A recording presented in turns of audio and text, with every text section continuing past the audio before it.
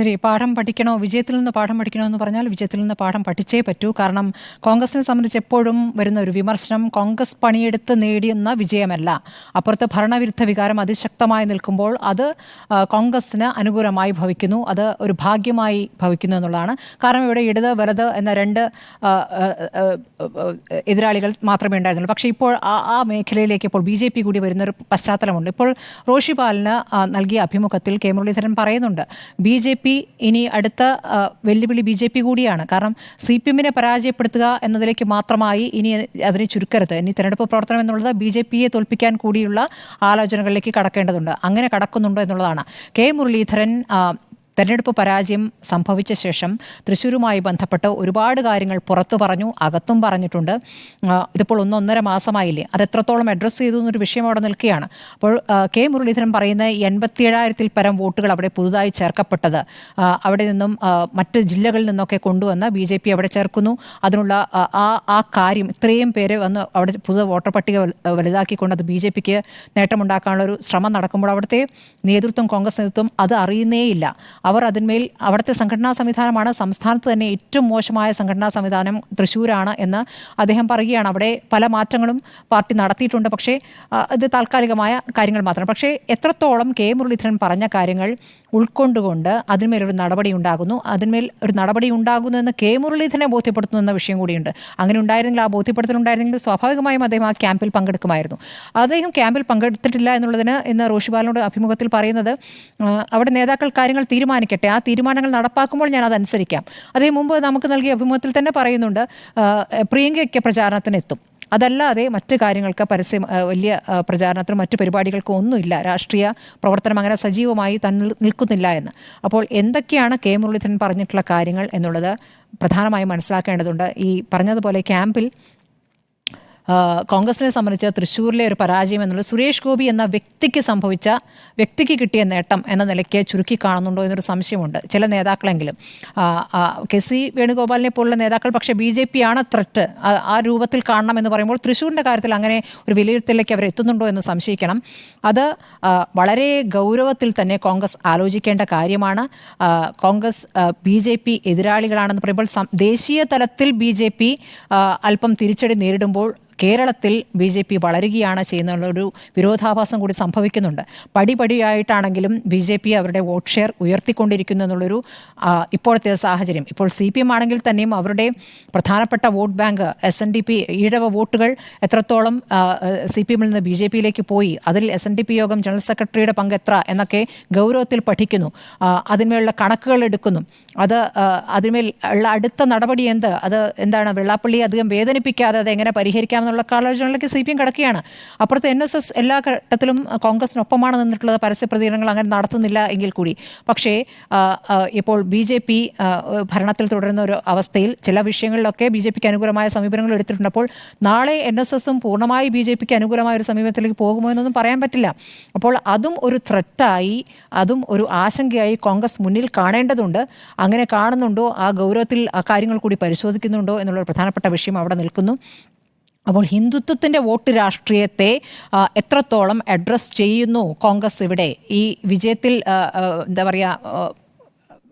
വിജയത്തിൻ്റെ ആഹ്ലാദത്തിൽ നിന്നും പുറത്തു കടന്നുകൊണ്ട് ഗൗരവത്തിലുള്ള സ്വയം വിമർശനത്തിലേക്ക് എത്രത്തോളം കടക്കുന്നു എന്നുള്ളത് ഏറ്റവും പ്രധാനപ്പെട്ട കാര്യമാണ്. ഇനി തദ്ദേശ തിരഞ്ഞെടുപ്പ് വരാൻ നിൽക്കുന്നു, നിയമസഭാ തിരഞ്ഞെടുപ്പ് വരാനിരിക്കുന്നു. ഇതൊക്കെ വരുമ്പോൾ 2019-ലും ഇതൊക്കെ സംഭവിച്ചതാണ്. അന്ന് കോവിഡ് അടക്കമുള്ള വിഷയങ്ങൾ, പ്രളയമടക്കമുള്ള വിഷയങ്ങളൊക്കെയാണ് ഗുണം ചെയ്തത് CPM-ന് അല്ലെങ്കിൽ ഇടത് സർക്കാരിന് എന്നൊക്കെ പറയാമെങ്കിലും അതല്ലാത്ത ഘടകങ്ങളുമുണ്ട്. കാരണം ഒരു പരാജയം സംഭവിച്ചാൽ അതിൽ നിന്ന് പാഠം ഉൾക്കൊണ്ട് അടുത്ത പടി എന്ത് ചെയ്യണമെന്ന് വളരെ വേഗത്തിൽ ആലോചിക്കുകയും നടപടിയിലേക്ക് കടക്കുന്ന ഒരു സംവിധാനം CPM-നെ സംബന്ധിച്ചുണ്ട്. കോൺഗ്രസിന് അതുണ്ടോ എന്നൊരു പ്രധാനപ്പെട്ട വിഷയം. രണ്ടാമത്തത് ഇവിടുത്തെ നേതൃത്വം. 2 നേതാക്കൾ, VD സതീശൻ, K സുധാകരൻ, ഈ നേതാക്കൾ പരസ്പരം മിണ്ടാറ് പോലുമില്ല എന്നാണ് ഞാൻ കേട്ടിട്ടുള്ളത്. പരസ്പരം കാണാറില്ല എന്ന് ഞാൻ കേട്ടിട്ടുണ്ട്. ഇപ്പോൾ ഈ ക്യാമ്പിൽ 2 പേരുമുണ്ട്. അതിനകത്തെ അത്തരം ദൃശ്യങ്ങളൊന്നും പുറത്തു വന്നിട്ടില്ല. പക്ഷേ അത്രത്തോളം പരസ്പരം സഹകരിക്കാതെ അല്ലെങ്കിൽ പരസ്പരം ചർച്ച ചെയ്ത് തീരുമാനങ്ങൾ എടുക്കാത്ത രീതിയിലേക്ക് അവർ അകന്നു കഴിഞ്ഞിരിക്കുന്ന ഒരു യാഥാർത്ഥ്യം കോൺഗ്രസ് കോൺഗ്രസിനകത്തു നിന്ന് തന്നെ നമ്മൾ അറിയുന്നുണ്ട്. അതെത്രത്തോളം മുന്നോട്ട് പോകും? ഏതെങ്കിലും തരത്തിൽ കെ സുധാകരൻ ഇനി നേതാവായി തന്നെ തുടരുകയാണെങ്കിൽ അദ്ദേഹം നടത്തുന്ന പരസ്യ പ്രസ്താവനകൾ, ഇപ്പോൾ കുറച്ചു കാലമായി അദ്ദേഹം മൗനത്തിലായതുകൊണ്ട് കുഴപ്പമില്ല, പക്ഷേ എന്തെങ്കിലും പറയാൻ തുടങ്ങിയാൽ അപ്പോൾ അത് വിവാദമാകുന്നൊരു സാഹചര്യം അവിടെ നിൽക്കുന്നു. ഇപ്പോൾ കൂടോത്ര വിവാദം കോൺഗ്രസിനെ ചുറ്റിപ്പറ്റിയുണ്ടായി. അതിന്മേൽ എത്രത്തോളം ഗൗരവത്തിലുള്ള പ്രതികരണങ്ങൾ കോൺഗ്രസിൻ്റെ ഇപ്പോഴത്തെ നേതൃത്വത്തിൽ നിന്ന് വന്നിട്ടുണ്ട്? കാരണം അത് വിവാദമായത് തന്നെ കെ സുധാകരൻ്റെ പ്രതികരണമാണ്. അപ്പോൾ 1.5 വർഷം മുമ്പുള്ള വിഷയമാണെങ്കിൽ കൂടി എങ്ങനെയൊക്കെയാണ് ഈ കോൺഗ്രസ് നേതാക്കൾ ചിന്തിക്കുന്നത്? കസേര പോകാതിരിക്കാൻ ഏത് വിശ്വാസത്തിലേക്ക് പോകണമെന്നുള്ളതാണ് അവരുടെ ഒരു ചിന്ത. അതൊക്കെ ഒരു പ്രധാനപ്പെട്ട വിഷയമാണ്. അപ്പോൾ നേതാക്കളൊന്നും പ്രതികരിച്ചില്ല. വി ഡി സതീശനാകട്ടെ ഞാൻ ഈ നാട്ടുകാരനല്ല എന്ന് പറഞ്ഞ് പോവുകയാണ് ചെയ്തത്. കാരണം അദ്ദേഹത്തെ സംബന്ധിച്ച ആ വിഷയത്തിൽ അപ്പോൾ പ്രതികരിച്ചിരുന്നെങ്കിൽ അത് ആ കെ സുധാകരനെതിരെ പ്രതികരിക്കുന്ന രൂപയിൽ അത് വ്യാഖ്യാനിക്കപ്പെടും.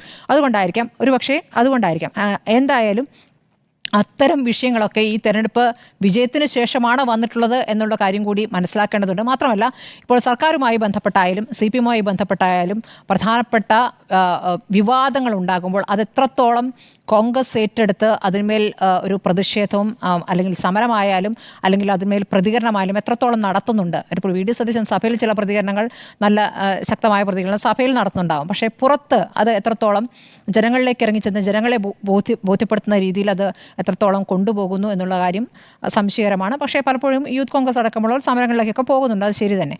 എന്നാലും ഇനിയും പല കാര്യങ്ങളും ഇപ്പോഴത്തെ സാഹചര്യം നേരത്തെയുള്ള സാഹചര്യത്തിൽ നിന്ന് വ്യത്യസ്തമാണ്. കാരണം ഇപ്പോൾ ഈ അംഗത്തിൽ മറ്റൊരു വിഭാഗം കൂടി എത്തിയിരിക്കുന്നു.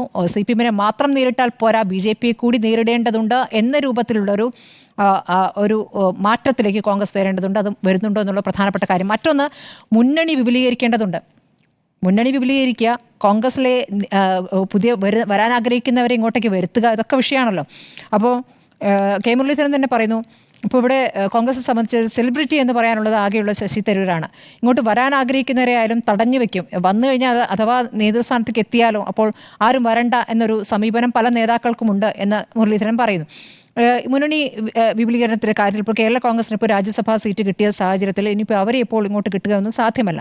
അപ്പോൾ ഇടത് മുന്നണിയിൽ നിന്നും മറ്റ് ശക്തമായ മറ്റേതെങ്കിലും പാർട്ടികളെ ഇങ്ങോട്ടേക്ക് കൊണ്ടുവരാൻ ആലോചിക്കുന്നുണ്ടോ? അതിന്മേൽ ചർച്ചകളുണ്ടോ? അത്തരം ആലോചനകളൊക്കെ അപ്പുറത്ത് CPM നടത്തിയിരുന്നല്ലോ ലീഗുമായി ബന്ധപ്പെട്ടൊക്കെ. അപ്പോൾ എങ്ങനെയാണ് UDF ആ രൂപത്തിൽ ആലോചിക്കുക? അതിന് നേതൃത്വം കൊടുക്കേണ്ട കോൺഗ്രസ് തന്നെയാണ്. അത്തരം ചില പാഠങ്ങളിലേക്ക് 2026 മുന്നേ കോൺഗ്രസ് പോകുമോ? അതിലേക്കാട്ടപ്പുറം ഇപ്പം കാലങ്ങളായി പറഞ്ഞുകൊണ്ടിരിക്കുന്ന കാര്യം പുനഃസംഘടനയാണ്. അത് നടക്കുന്നേയില്ല എന്നുള്ളൊരു യാഥാർത്ഥ്യം. അതിനെന്താണ് തടസ്സം? ആ തടസ്സങ്ങൾ മാറുമോ എന്നുള്ളൊരു വിഷയം കൂടി അവിടെ നിൽക്കുന്നു. അപ്പോൾ ഇതൊക്കെ ഗൗരവത്തിൽ 2 ദിവസത്തെ ക്യാമ്പിൽ ഒരു ആകുമെന്ന് പ്രതീക്ഷിക്കാം.